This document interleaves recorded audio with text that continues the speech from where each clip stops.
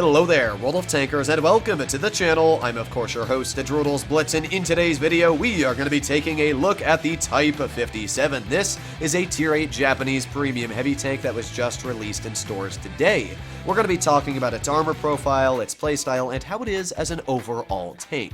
Now, unfortunately, it is in crates, as every new tank seems like they're going to be. Not only is this vehicle in crates, but it's in crates with no charms. As you'll see here, the tank is a 4% drop chance, no charms, absolutely horrific. I would not ever suggest to gamble on these crates, especially after I talked about the other day. These crates are just going to keep on coming and coming and coming. So please don't waste your money on these crates. I would highly suggest just to wait for this tank to come out cheaper in the future. It's a way better opportunity for you to save your money. Now, when it comes to the Type 57, I would say that this is currently one of the best Tier 8 in the game, right up there next to the Skoda T56, the Shark. Why is it so strong, you may ask? Well, it's the first Russian-esque heavy with 9 degrees of gun depression. The Skoda carries 8. This thing sitting at 9 is insane. It's got 9 degrees of gun depression, 430 alpha, which is really beefy, great HE as well at 570 with really good pen at 72 millimeters.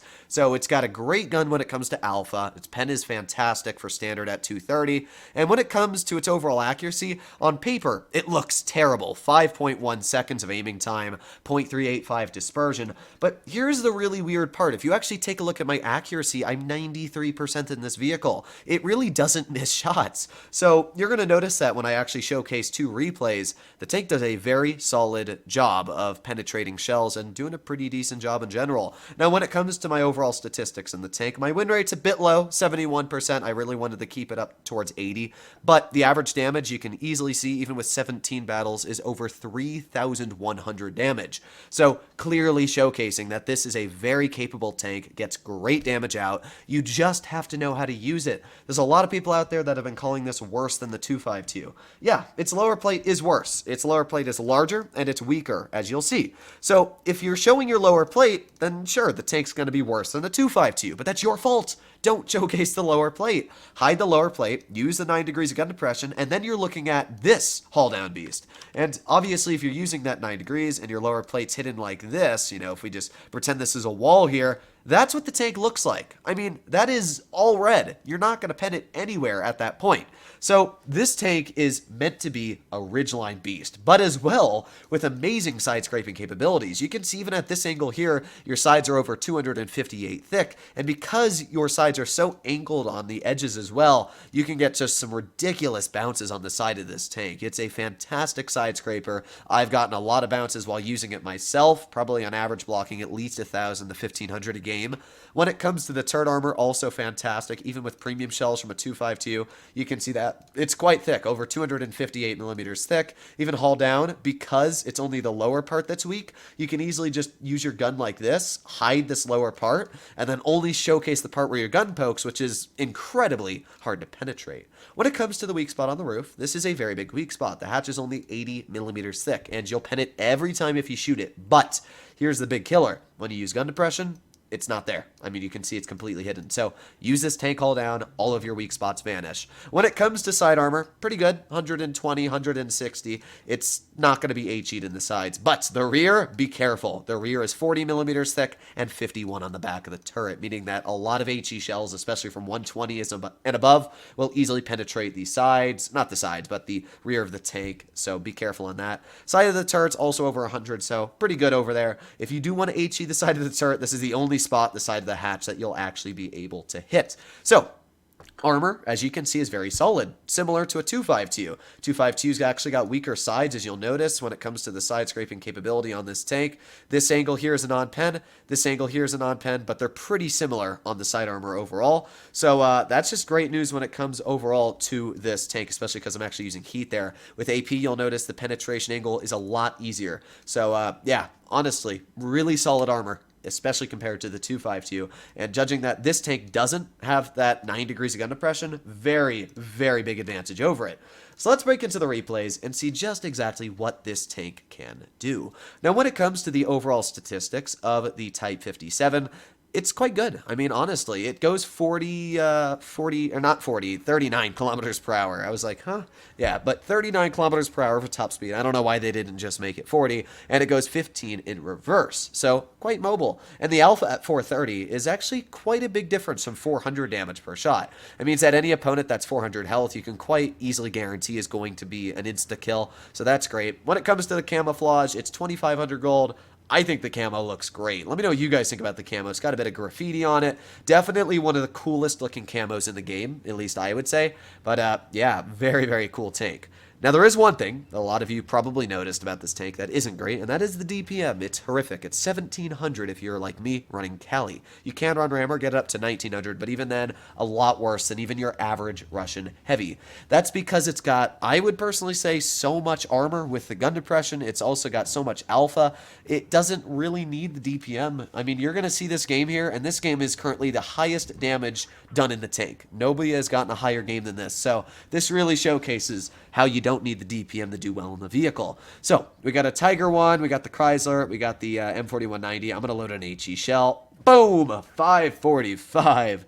This is perfectly showcasing where you do not need the DPM, but you do need that gun depression. And that alpha of the HE, ooh, 570 just hits so nice. So, I'm just going to shoot at this Chrysler. Here we go. Nice shot. 505. There's the high rolls from that 430 Alpha. Just feels great. I mean, this gun is so enjoyable. I really expected this gun to be crap, kind of like a 252 gun, but even worse because of the just awful dispersion values it has. But you use this gun, and it just hits easily. There you go. Nice 538 max roll into the Chrysler, and with that, we're up to 2,000 damage already within the first minute and a half of this battle. And obviously, we're not done. We're going to be getting a lot more damage out in this game. So right now, I know the Chrysler is a real pain to deal with, so I'm going to load some heat, and we're just going to pen him right in the lower plate. Goodbye, and then we back in the cover. We got the M41 Bulldog. All right, well, I'm trying to think of what I should do right now. Thankfully, the Judo finishes off the Cruel Twist. So I don't need to deal with that guy anymore.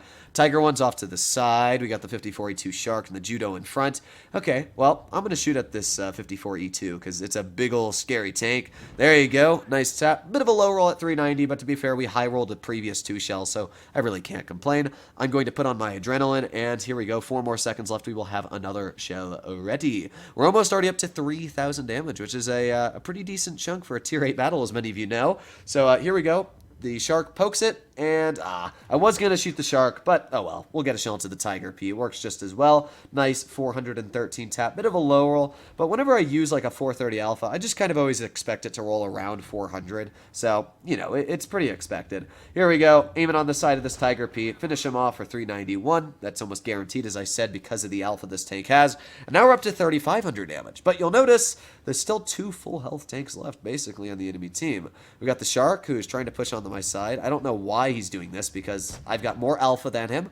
I've got much worse DPM, but he doesn't probably know my DPM. So there you go. We get one nice pen into the Shark, and now he backs up. We're reloading. We got 5 more seconds left. Back up, back up, back up. 3, 2, 1, and nice. Okay. Now, when it comes to gun depression, that shell right there, 252 could not have hit that because of the angle the Shark was at. But thankfully, because I do have enough gun depression, we cut right through that Shark, and nice. We're up to 4,300 damage dealt now at this point.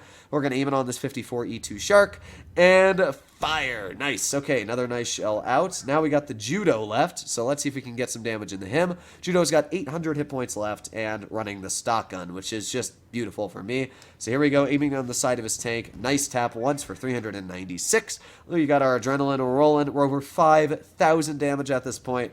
And, I mean, you can just see how this tank is so powerful. So, Judo's aiming at my hatch, but, yeah, I could really care less at this point. We're just going to pen him, get an average roll of 427 in. And there you have it. That's my first victory. 4,400 damage. I mean, if this doesn't say the tank is good, I don't know what should. Mastery, 5K, highest number 1 game so far in the vehicle. There will definitely be higher games in the future, but just for the first 17 battles, I was already able to do such a crazy game. You can see this guy was not too happy with me killing him, but, I mean, I did my job, so I can't complain. Let's take a look at the game on Port Bay, another map that really requires gun depression if you want to do well. And this is, again, a perfect example of where the gun depression on this tank just makes it so much more flexible over a vehicle like the 252, the IS-5, the 112 Glacial. That's just really why I think this tank is great, is because it has gun depression. If it didn't have gun depression and it only has 6 or 5 degrees, sure, it would be very weak, similar to a 252, just kind of worse. But because it has that gun depression, it's 100% better than a 252. So, yeah, let's see what we can do here. Let's push on up into the front line. What does their team have? They got a Chrysler, a lightweight, WZ-120, 45 TP, Leo Tankenstein, and a Vindicator. Now, this game, you're going to see a lot of the weaknesses of this vehicle, specifically the hatch. When you're face-hugging in this tank, you'd think it's really good because the lower plate's weak, but just like the Object 252, the hatch on this tank is incredibly weak. And just like in a 252, when you face-hug and you can shoot the roof, you can do the same thing with this vehicle. So we got the 45 TP over here. We're going to aim it right on this tank, and boom. There you go. Nice tap for 424. And then we back up. Already you can see I'm making good work of that gun depression using this tank on the ridgeline. 5 more seconds left. We'll have another shell ready. What do we want to shoot at? Well, we got the Vindicator over here. He's shooting high explosive ammunition at me, which really isn't going to do much. And there you go. Nice tap right into the Vindicator. You can see that the gun hits the majority of its shells. You really wouldn't expect it to for 0.385 dispersion, the same as a 60 TP. But yeah, I mean, it does its job, although I will say this shell here did not want to hit. Let's aim and fire. Unfortunately, we also had a damaged gunner, so, I mean, it was kind of expected with him shooting HE at me, but either way, we're doing okay in this situation. We've already managed to deal 1,200 damage. We're just going to sit here, aiming on the Vindicator, reloading. Is he going to poke it? Yes, he is. Oh, that's the .385 dispersion. Well, yeah, it definitely does have an inaccurate gun. Let's make that clear. While it may hit a lot of crazy shots, usually those shots are only hit in the front line. This tank has really nice on-movement dispersion, which is definitely the reason why it's so nice. Like you can see here, I'm already aimed in very easily when I poke that Chrysler, so that's why it hits a lot of its shells. At this point, we've dealt 1,600 damage. I'm also capturing base C, because I just want to make sure that if I have to fall back on base capture, at least I can. Let's reload again, aiming right on the engine deck of that Chrysler. Nice 470 tap, and with that, that guy's a one-shot now. Again, just the alpha being amazing on this vehicle. Now, our Tiger, unfortunately, does not see the Vindicator poking aside, so he gets tapped and absolutely slapped. We're going to get a nice shell right into this Vindicator side armor. 400 damage there, and I don't really know what this Vindicator is doing, if I'm going to be completely real. He just kind of goes, "Aah," but that's fine with me, because we're going to just push the Vindicator. I was really hoping this Tankenstein could not hit me, trying to angle, and oh, he still goes right through my tank. I'm not really sure where he hit me. Was it the side of the turret? No. Looks like he got me in the side of the hull, but either way, that's fine with me, because now we're going to go drive up to him. The Tankenstein has some of the worst DPM in Tier 7, so with that, I know that even though the Tankenstein, as you can see, pens my hatch, doesn't really matter, because I out-reload him, and it's a guaranteed kill as long as I do penetrate the shell, but I need to make sure I do penetrate this shell. So we reload and fire. Nice, okay. There goes the Tankenstein. We've already dealt 3,500 damage, and all that's left is the 54 lightweight. So, here you have it, ladies and gentlemen. This is the Type 57. I think it's a fantastic tank. I don't think it's worth it because it's in crates, but definitely a contender, especially for like Tier 8 comp if you like doing that stuff. This tank is a fantastic vehicle, really strong at everything it's done, and yeah, as I said, I'm averaging over 3,000 damage in it, so it's really down to you as a player. If you do bad in it, I hate to break it to you, but it's your fault. I mean, it's not like a 252 where you can just get away YOLOing. You have to use the gun depression most of the time. But if you do, you'll do fine. It's great at side scraping as well. And again, oh, that HE Alpha, just being able to slap that lightweight there. And with that, we dealt 4,000 damage. So, there you go. Hopefully you enjoyed today's video. That's my review on the Type 57. Fantastic tank. I think it's really fun to play. But yeah, let me know what you guys think about it in the comments down below. Other than that, stay happy, stay healthy, and I'll be seeing you in the next one. Bye-bye.